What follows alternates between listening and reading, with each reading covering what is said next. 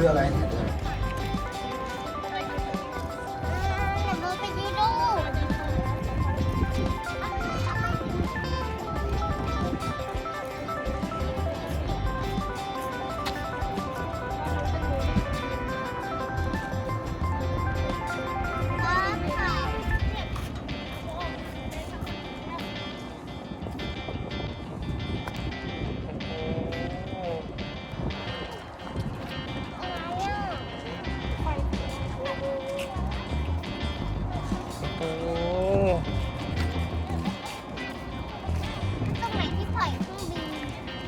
นู่นข้างบนนู่นเดินไปสิเดินไปข้างบนไป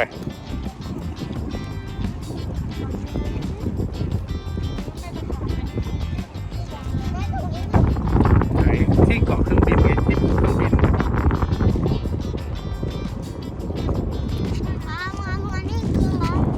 ไฟสัญญาณไงมันมีอะไรทั่วเต็มไปหมดเลย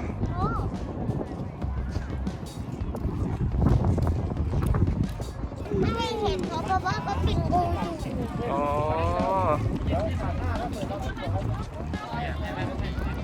มันมีแต่ก้อนๆเต็มไปโอ๊ยเกิดหัว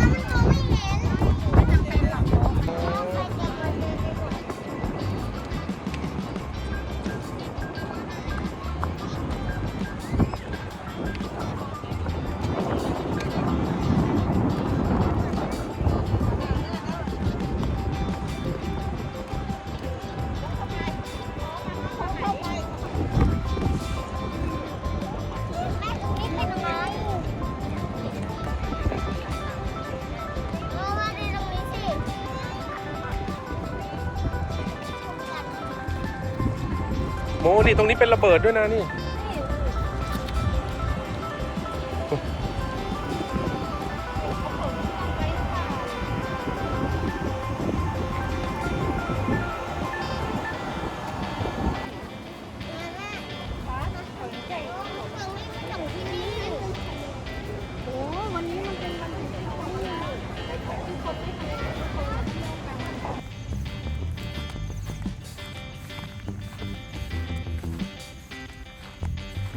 โอ้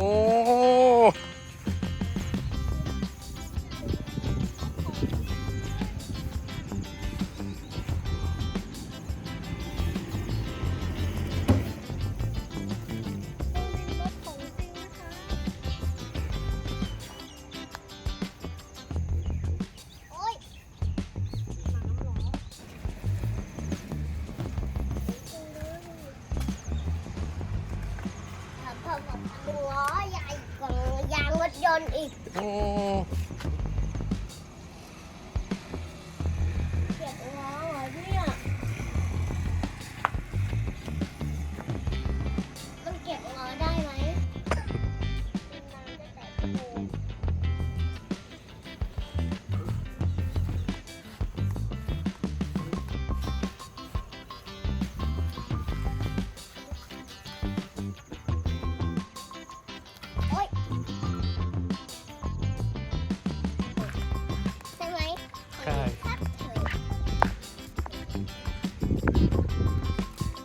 เดินไปเลย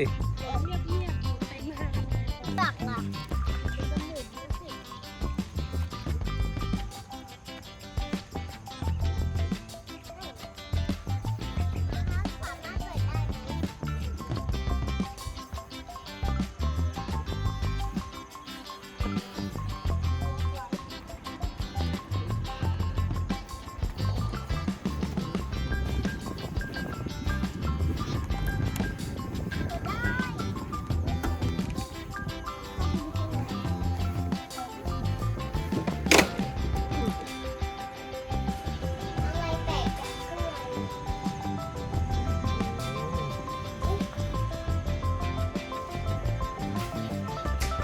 เป็นที่คนขับที่มีที่คนขับหรือเปล่าเขาถอดออกหมดแล้ว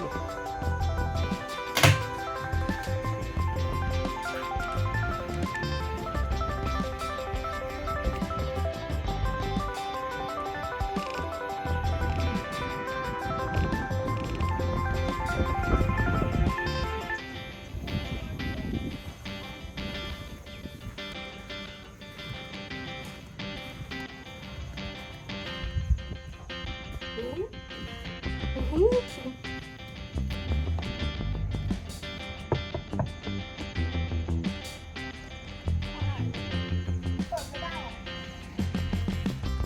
ที่เก็บของเขา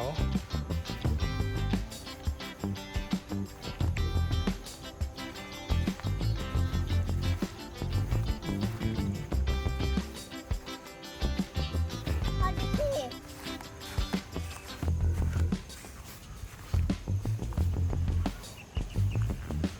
ตรงนี้เป็นยังไงเขา ที่กันตูดถูพื้น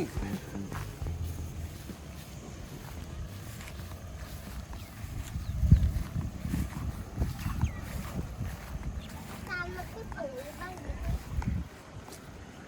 เดี๋ยวจะเปิดเขาเลยดูมาเฮาเป็ดไก่เป็ดจะเป็นงู โอ้แม่เนี่ยจะเป็นลมลุกๆนั่งๆป้อนข้าวหนูเนี่ยหน้ามืดเนี่ย เรือจม